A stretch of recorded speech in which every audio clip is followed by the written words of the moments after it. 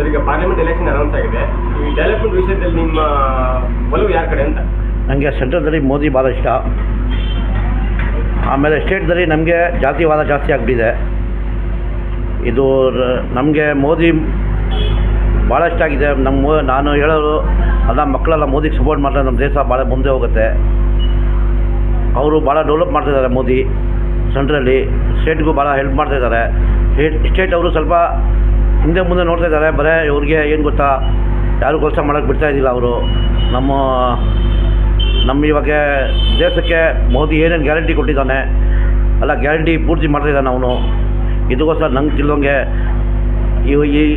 ಈ 18 ವಯಸ್ಸಿಂದ ಓದಿರೋಲ್ಲ ಹುಡುಗರಲ್ಲ, ಅವ್ರಿಗೆಲ್ಲ ಗೊತ್ತಿದೆ. ನಾನು ಹೇಳೋದು ಬೇಕಾಗಿಲ್ಲ.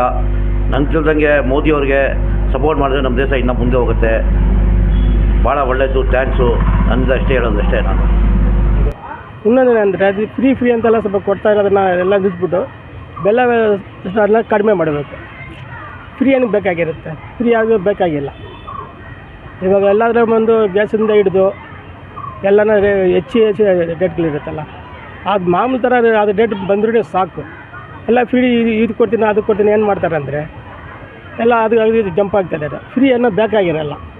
ನಮ್ಗೆ ಬೇಕಾಗಿರೋದು ಒಳ್ಳೆ ರಾಜಕೀಯ ಬರಬೇಕು.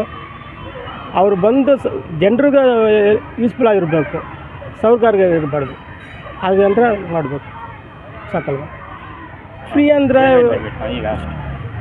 ಅಂದರೆ ಬಂದು ಏನಕ್ಕೆ ಬೇಕು ಫ್ರೀ ಅಂತ ಹೆಂಗೆ ಬೇಕಾಗಿರಲ್ಲ. ಕೆಲಸ ಮಾಡಿದ್ರೆ ದುಡಿತಾ ಇದ್ದೀವಿ. ಇವಾಗ ಒಂದು ಫ್ರೀ ಕೊಟ್ಬಿಟ್ಟು ಎಲ್ಲ ರೇಟ್ ಹೆಚ್ಚಾಗ್ತಾ ಹೋಗ್ತಾ ಇದ್ದಾರಲ್ಲ, ಅದನ್ನೆಲ್ಲ ಬೇಕಾಗಿಲ್ಲ. ಇವಾಗ ರೇಟ್ ಕಡಿಮೆ ಆದರೆ ಸಾಕು, ಅವರು ಎಲ್ಲರಿಗೂ ಸಹಾಯ ಆಗುತ್ತೆ. ಇದು ಫ್ರೀ ಕೊಡ್ತೀವಿ, ಇದು ಮಾಡ್ತೀವಿ, ಅದು ಮಾಡ್ತೀವಿ. ಒಂದು 50% 30% ಸಿಕ್ಕಿದ್ರೆ 70% ಬೇರೆ ಕಡೆ ಹೋಗ್ತಾ ಇದೆ.